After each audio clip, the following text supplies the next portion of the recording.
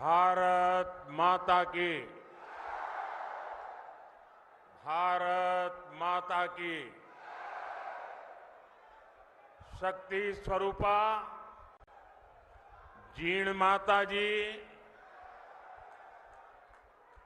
सालासर बालाजी महाराज, बाबा खाटू श्याम जी और वीर गोगाजी महाराज ने मारो बारंबार प्रणाम। राजस्थान पराक्रम और परिश्रम की धरती है। ये वीर माताओं की धरती है। ये वीर बेटों को जन्म देने वाली वीर वीरांगना माताओं की पवित्र भूमि है। और इसीलिए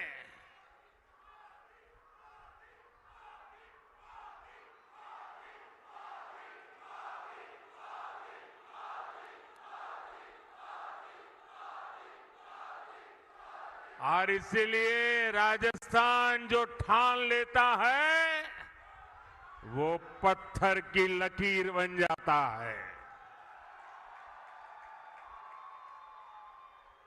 और यही जज्बा मेरे सामने देख रहा।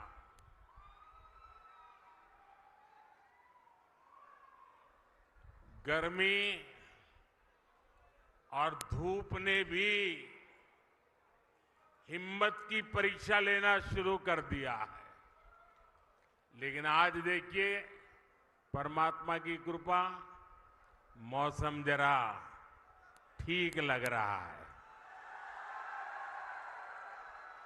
और जब कुदरत साथ देती है ना, तो इशारा भी करती है कि हवा का रुख किस तरफ है।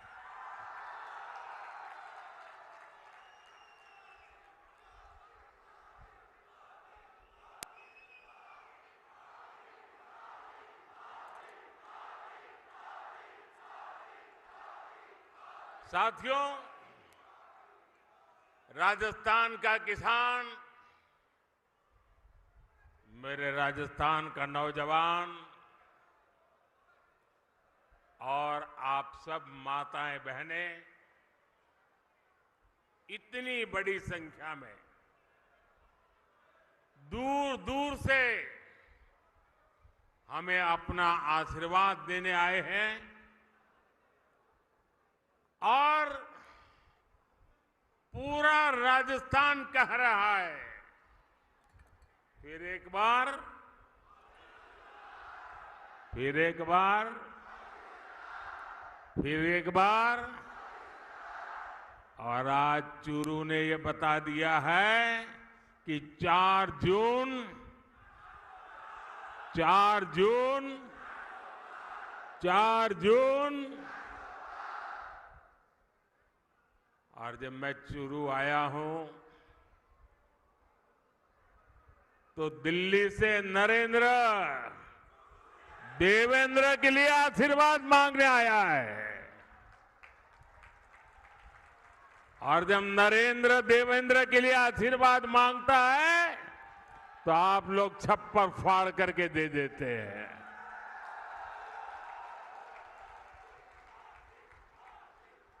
साथियों, बैठिए देवेंद्र जी। आज पूरा देश विकसित भारत होने के संकल्प पर काम कर रहा है और इसमें राजस्थान की बहुत बड़ी भूमिका है। जब राजस्थान विकसित होगा तो भारत भी विकसित होगा। बीते 10 साल में मोदी ने देश में जो काम किए हैं, उन्होंने विकसित भारत की नींव तैयार कर दी है। आज पूरी दुनिया हैरान है कि भारत इतनी तेजी से कैसे विकास कर रहा है। दुनिया को पता नहीं है कि भारत की इस मिट्टी की बात ही कुछ और है। हम जो ठान लेते हैं वो पूरा करके दिखाते हैं। पिछले 10 साल में आपने देश को बदलते देखा है। आप याद करिए, 10 साल पहले तब देश कितनी खस्ता हालत में था।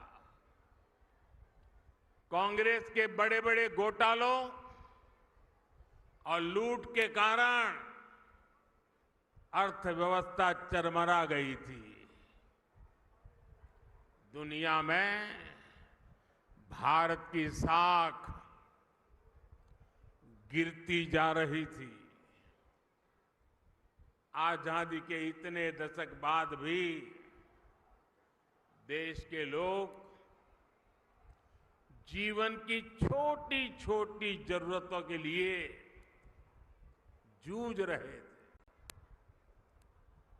करोड़ों गरीबों के सर पर छत नहीं थी। करोड़ों लोगों को पीने का पानी उपलब्ध नहीं था। हमारे गांव अंधेरे में डूबे थे। वहां बिजली भी नहीं पहुंची थी और लाखों करोड़ की लूट से सरकारी खजाना खाली ही रहता था। आप लोगों ने भी सोचा होगा लिया, जब हालत इतनी खराब थे, इतने दशकों तक बुराइयां थी, तो इसका मन पर भी असर होता है। और आप सब देशवासियों ने मान लिया था कुछ बदल नहीं सकता, अब देश का कुछ हो ही नहीं सकता। हर कोई निराशा में डूबा हुआ था। इसी हताशा निराशा में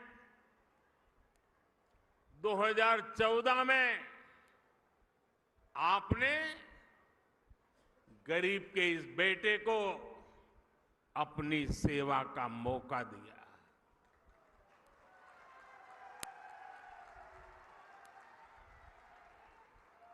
हताशा निराशा ये मोदी के पास भी नहीं फटक सकती। और मैंने तय किया कि हालात बदलने ही होंगे। और मेरे लिए तो मेरा भारत मेरा परिवार है। हमने ईमानदारी से काम किया। कोरोना जैसा इतना बड़ा संकट आया, दुनिया सोचने लगी थी कि भारत तो बर्बाद हो जाएगा, दुनिया को भी बर्बाद कर देगा। लेकिन इसी संकट में हम भारतीयों ने अपने देश को दुनिया की 5वीं सबसे बड़ी अर्थव्यवस्था बना दिया।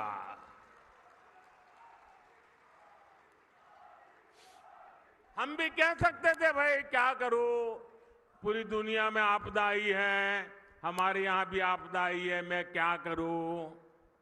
और हो सकता है देश वाले मान भी लेते, लेकिन मोदी ने वो रास्ता नहीं चुना। चुनौतियों को चुनौती देना, लेकिन मोदी ने वो रास्ता नहीं चुना। चुनौतियों को चुनौती देना, यही तो हमारी मिट्टी की ताकत होती है।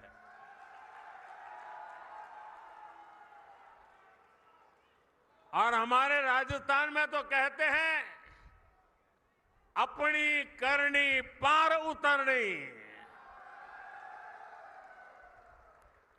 हमने परिश्रम किया और परिणाम ला करके दिखा दिया।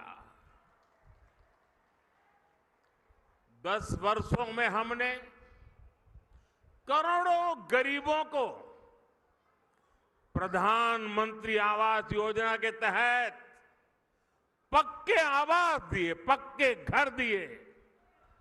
जिनकी 3-3, 4-4 पीढ़ी झुग्गी झोपड़ी में जिंदगी गुजारती थी, जो फुटपाथ पर जीने के लिए मजबूर थे,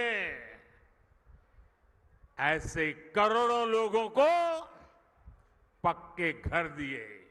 और मुझे खुशी इस बात की है कि हमने जो पक्के घर दिए ना, उसमें अधिकतर पक्के घर मेरी माताओं, बहनों, बेटियों के नाम पर है। वरना हम तो जानते हैं हमारी समाज रचना ऐसी रही है कि घर होगा तो पुरुष के नाम पर, गाड़ी होगी पुरुष के नाम पर, खेत होगा पुरुष के नाम पर, दुकान होगी पुरुष के नाम पर, सब कुछ पुरुष के नाम पर। मोदी ने तय कर लिया कि सरकार जो घर देगी वो मेरी महिलाओं के नाम पर होगा। आप याद करिए, पहले जब घर बनाने के नाम पर योजनाएं आती थी तब क्या होता था? गरीब को पता भी नहीं चलता था। उसके नाम का पैसा सरकार में बैठे लोग और उनकी पार्टी के लोग खा जाते थे। लेकिन अब पैसा सीधे गरीब के खाते में जा रहा है। अब गरीब को पक्का घर भी मिल रहा है, घर में जरूरत की सुविधाएं भी मिल रही है। साथियों, आज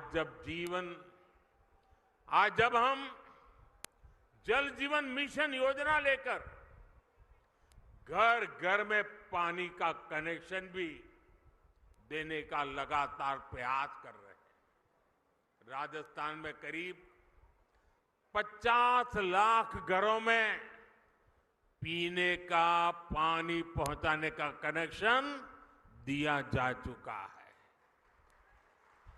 कांग्रेस सरकार हमारी इस योजना में भी भ्रष्टाचार करने का मौका नहीं छोड़ती थी। अब उन कमियों को भी दूर किया जा रहा है। वहां पीछे सुनाई नहीं देता क्या?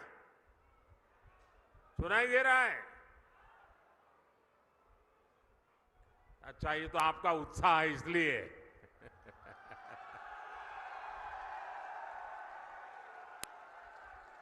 देखिए, राजस्थान के 4.5 करोड़ जरूरतमंदों को हर महीने मुफ्त राशन भी दिया जा रहा है।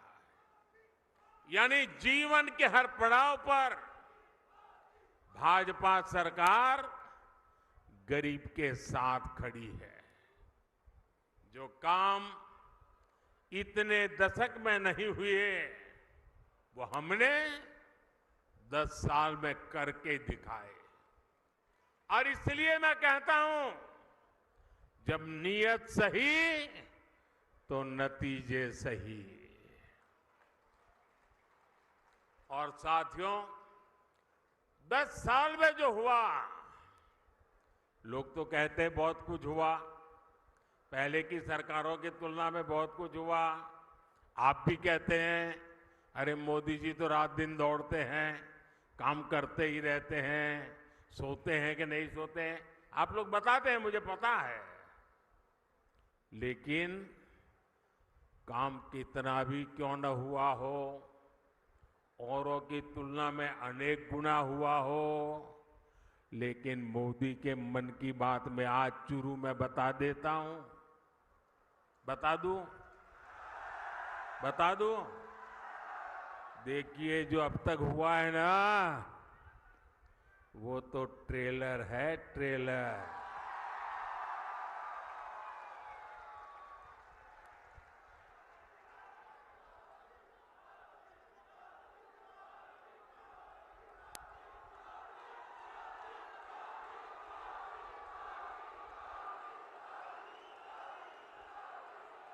आप आजकल बड़ी बड़ी होटल में खाना खाने जाते हैं ना, तो पहले एपेटाइजर लेकर के आते हैं।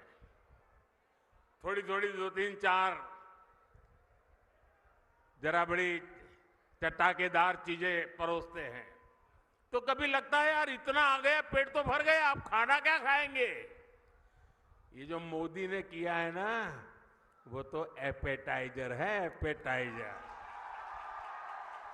अभी तो पूरी खाने की थाली आधी बाकी है। बहुत कुछ करना है भाइयों, बहुत सारे सपने हैं। हमें देश को बहुत आगे लेके जाना है।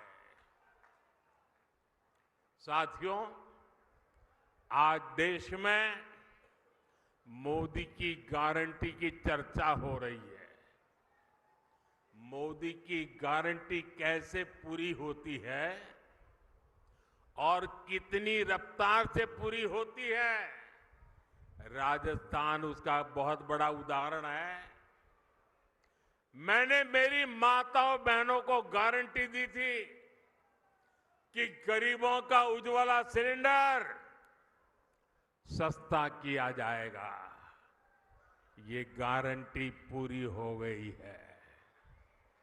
मैंने युवाओं को गारंटी दी थी कि बीजेपी सरकार बनते ही कांग्रेस के पेपर लीक इंडस्ट्री के खिलाफ जांच बिठाई जाएगी। ये गारंटी भी पूरी हो गई है। मैंने ये भी गारंटी दी थी कि राजस्थान का मेरा किसान, शेखावटी के मेरे लोगों के लिए पानी की समस्या को खत्म किया जाएगा। जिस ईआरसीपी प्रोजेक्ट को कांग्रेस ने लटका कर रखा था, हमने उसे न केवल स्वीकृत किया बल्कि तेजी से काम भी जारी है। इससे पीने के पानी और लाखों हेक्टेयर जमीन को सिंचाई का भी लाभ मिलेगा। हमने हरियाणा से समझौता करके शेखावटी में पानी लाने का रास्ता भी साफ कर दिया है। भाइयों और बहनों, भाजपा जो कहती है वो जरूर करती है। दूसरी पार्टियों की तरह भाजपा केवल घोषणा पत्र नहीं जारी करती, हम तो संकल्प पत्र लेकर के आते हैं। 2019 में हमने जो संकल्प पत्र जारी किया था, उसके ज्यादातर संकल्प पूरे हो चुके हैं। और 2 साल कोविड के संकट के बावजूद भी मोदी ने आपको जो वादा किया था, वो वादा पूरा करने के लिए एड़ी चोटी का जोर लगा दिया है। राजस्थान के मेरे भाई बहन, जम्मू कश्मीर की धरती पर जो मेरे वीर जवान शहीद हुए ना, उसमें मेरे इस शेखावटी के जवान भी शहादत मोली थी। उस जम्मू कश्मीर जहां पर मेरे राजस्थान के वीरों का रक्त, जम्मू कश्मीर से आर्टिकल 370 खत्म हो गया।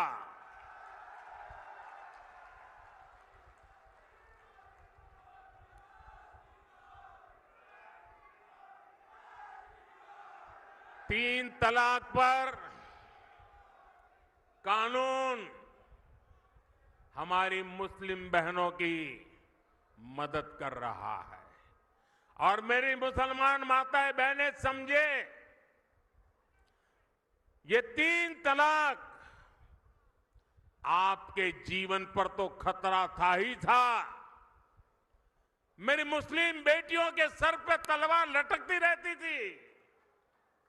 मोदी ने आपकी रक्षा तो की है, लेकिन मोदी ने हर मुस्लिम परिवार की भी रक्षा की है, क्योंकि मुस्लिम परिवार का वो पिता, वो कभी सोचता था कि बेटी की शादी करके भेजा तो है, 2-3 बच्चे हो जाएंगे, उसके बाद अगर वो 3 तलाक करके वापस भेज देगा तो मैं बेटी को कैसे संभालूं। भाई को लगता था अगर 3 तलाक के कारण मेरी बहन घर वापस आ गई तो मेरा परिवार कैसे चलेगा। हर मां को लगता था कि इतने उत्साह और उमंग के साथ बेटी को शादी करके भेजा है, लेकिन 3 तलाक कह करके अगर बेटी को लौटा दिया तो मेरी बेटी की जिंदगी का क्या होगा। यानी पूरा परिवार 3 तलाक के नाम पर लटकती तलवार के नीचे मुसीबत में जिंदगी गुजारता था। मोदी ने सिर्फ मुस्लिम बहनों को नहीं, सभी मुस्लिम परिवारों की जिंदगी को बचाया है। लोकसभाओं में महिलाओं के लिए आरक्षण का कानून भी संसद ने पारित कर दिया है। ये भाजपा ही है जिसका संकल्प पत्र भी अपने आप में एक गारंटी माने जाना लगा है।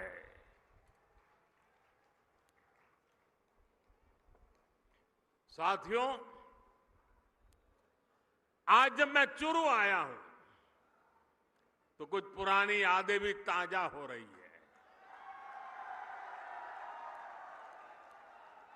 इससे पहले मैं जब 26 फरवरी 2019 में चुरू आया था तो उसी समय देश ने बालाकोट में एयर स्ट्राइक की थी।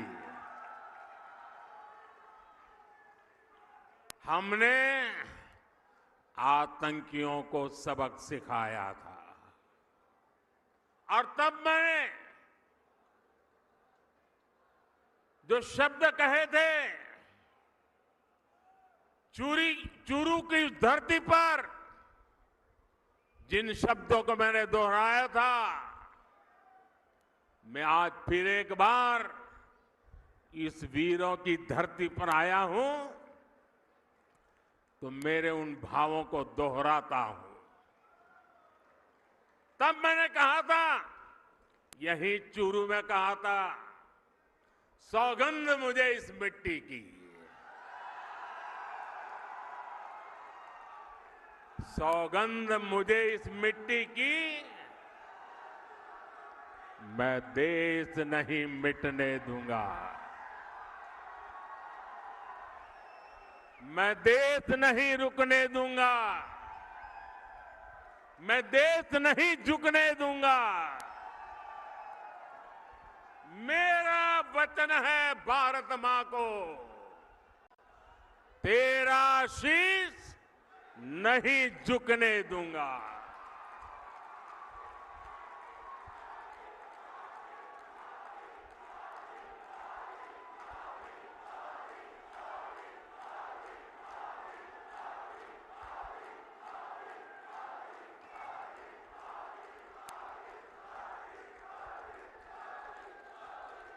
लेकिन साथियों, आपको याद होगा हमारी सेना ने जब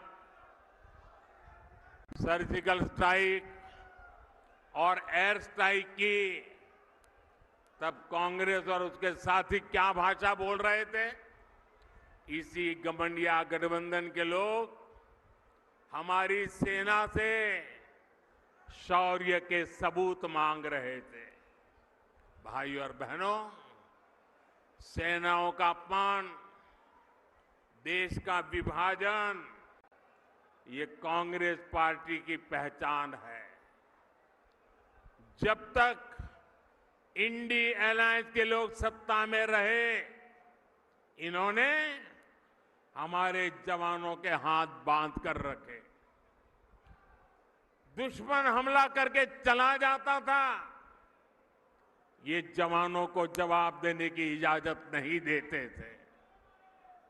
हमारे जवान वन रैंक वन पेंशन की मांग करते थे, कांग्रेस ने इसे भी पूरा नहीं होने दिया। हमारी सरकार बनी तो हमने सैनिकों को वन रैंक वन पेंशन का अधिकार भी दिया और सीमा पर पलटवार करने की छूट भी, खुली छूट दे दी। आज दुश्मन को भी पता है ये मोदी है, ये नया भारत है। ये नया भारत घर में घुसकर मारता है।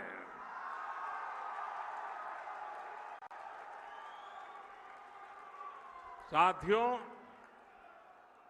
देश हित से भी ज्यादा कांग्रेस ने हमेशा तुष्टीकरण को प्राथमिकता दी है। ये लोग तुष्टीकरण के लिए किस हद तक जा सकते हैं, ये देश ने देखा है।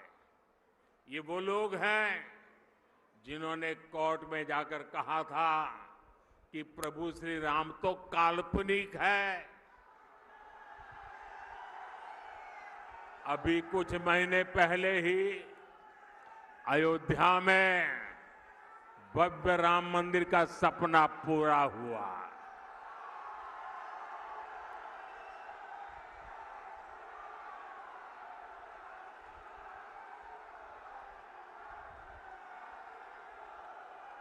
पूरा देश प्राण प्रतिष्ठा का उत्सव मना रहा था,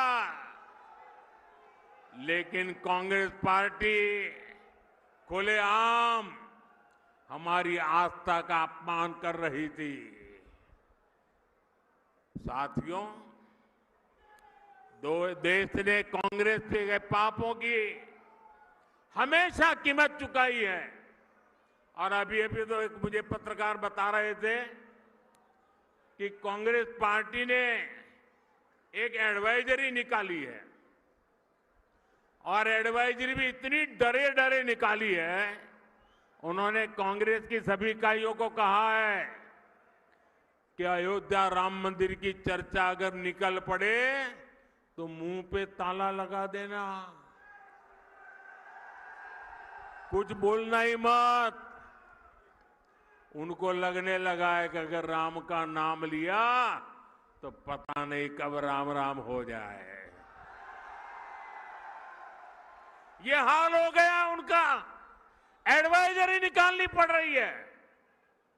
भाइयों बहनों, हमारा देश, हमारी आस्था, इनका इतना घोर अपमान ये देश सह नहीं सकता है। लेकिन भाइयों बहनों, अब जब इन परिवारवादी भ्रष्टाचारियों की लूट का हिसाब हो रहा है तो ये सब एक हो गए हैं। मैं कहता हूं भ्रष्टाचार हटाओ, तो वो कहते हैं भ्रष्टाचारी बचाओ। अब मुझे बताइए, भ्रष्टाचार हटना चाहिए कि नहीं हटना चाहिए? देश को भ्रष्टाचार से मुक्त करना चाहिए कि नहीं करना चाहिए? भ्रष्टाचार ने देश को बर्बाद किया है कि नहीं किया है? भ्रष्टाचार ने नौजवानों के सपनों को चूर चूर किया है कि नहीं किया है? क्या अगर मैं भ्रष्टाचार के खिलाफ लड़ाई लड़ता हूं कि सही है कि गलत है? सही लड़ाई जारी रखो, आपके आशीर्वाद है, पूरी ताकत से आशीर्वाद मिलेंगे। आपने देखा होगा इस समय घमंडिया गठबंधन के लोग चुनाव की रैलियां नहीं कर रहे हैं, भ्रष्टाचारियों को बचाने की रैली कर रहे हैं। आप मुझे बताइए, कांग्रेस के सांसद के ठिकाने पर छापा पड़ा और वहां से अलमारी में, बक्सों में बंद किए हुए 300 करोड़ रुपए से ज्यादा मिले और टीवी पर देश ने देखा। और केवल कांग्रेस के एक सांसद के पास से एक जगह पर से 300 करोड़ का खजाना मिला है। और क्या क्या होगा वो तो अभी खोजना है। 10 साल में अकेले ईडी ने भ्रष्टाचारियों से 1 लाख करोड़ रुपए से ज्यादा की संपत्ति जब्त की है। और मैं आपसे पूछता हूं, ऐसे लोगों पर कार्रवाई होनी चाहिए कि नहीं होनी चाहिए?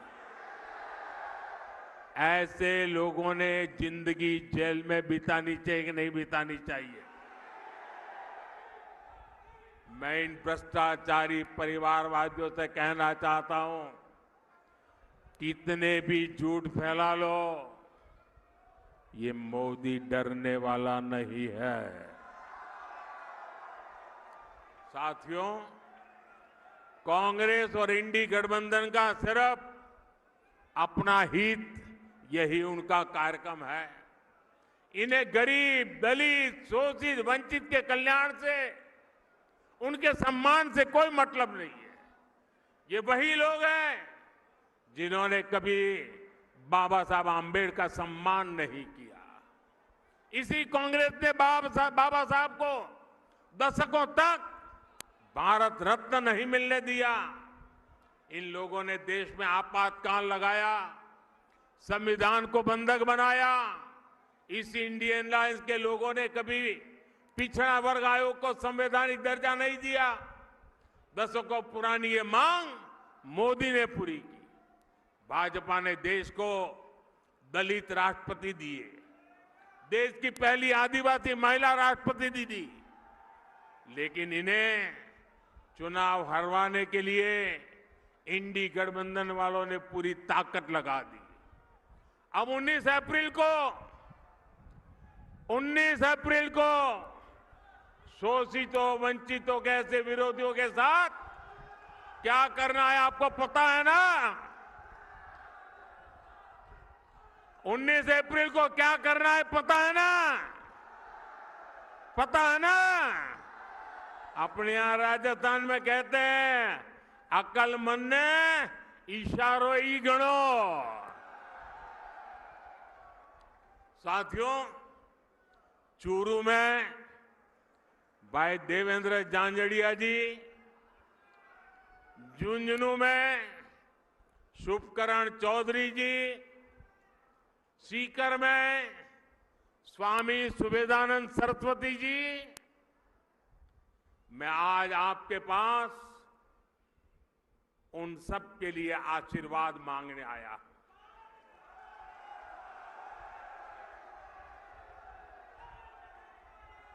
और आप में से बहुत कम लोगों को पता होगा, मैं आज बता देना चाहता हूं,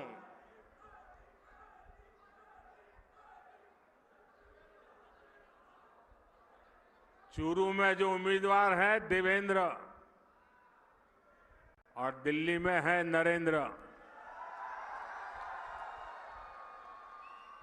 आप में से बहुत कम लोगों को पता होगा, देवेंद्र के साथ मेरा बहुत पुराना निकट नाता रहा है।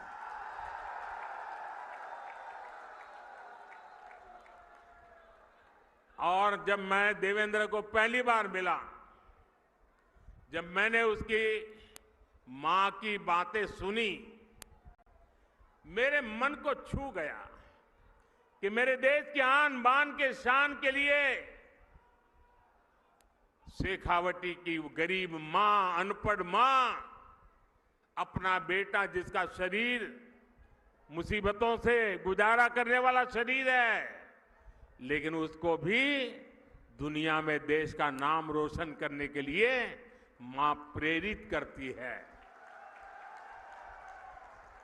और देवेंद्र भी गरीबी की परवाह किए बिना जी जान से जुट करके भारत का सम्मान बढ़ाया है। देवेंद्र को टिकट देने के पीछे मोदी का मकसद यही था कि जो गरीब मां का बेटा होता है उसके सपने भी पूरे होने चाहिए। मोदी का देवेंद्र को टिकट देने का मकसद यही था कि मेरे देश के जो खिलाड़ी हैं, पूरे हिंदुस्तान के खेल जगत के बेटे बेटियां हैं, उनको प्रोत्साहन मिले कि आपका खेल का कार्यकाल ये देश कभी भूलने वाला नहीं है और उसका सिंबल ये हमारा देवेंद्र है। और इसलिए मैं चूरू वासियों से विशेष रूप से ऐसा गरीबी से ही लड़ा, ऐसा नहीं, दुनिया में जाकर के देश का डंका बजाया, ऐसे मेरे साथी को, चाहे वो चूरू हो, झुंझुनू हो या सीकर हो, आप भारतीय जनता पार्टी को भरपूर आशीर्वाद दीजिए। और मैं आपको विश्वास दिलाता हूं, आपके सपनों को पूरा करने के लिए मैं एड़ी चोटी का जोर लगा दूंगा जी।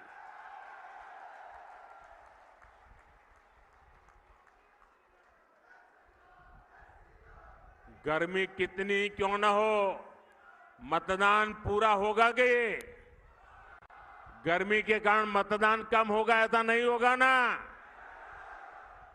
घर घर जाएंगे, माताओं बहनों को मेरी बात बताएंगे, चुनाव जीतने के लिए मतदान करेंगे। अच्छा, मेरा एक और काम करेंगे, मेरा पर्सनल काम है, करेंगे। घर घर जाकर कहना कि हमारे मोदी जी चुरू आए थे और मोदी जी ने आपको प्रणाम भेजा है। मेरा प्रणाम पहुंचा देंगे। मैं यहां भाजपा के सभी वरिष्ठ नेताओं को भी सार्वजनिक रूप से प्रार्थना करता हूं। सार्वजनिक रूप से कभी कभी करना पड़ता है। ऐसा है कि चुनाव का समय है, हर किसी के जिम्मे बहुत सारा काम है, लेकिन इनको मन में रहता है कि प्रधानमंत्री जी आए और हम नहीं जाएंगे तो कैसा लगेगा। मेरी आप कार्यकर्ताओं से विनती है कि आप बिल्कुल मेरी चिंता छोड़ दीजिए। सभी कार्यक्रमों में वरिष्ठ लोगों को दौड़ने की जरूरत नहीं है। कोई छोटा कार्यकर्ता भी रहेगा तो मोदी भी छोटा है, छोटे के बगल में बैठ जाएगा।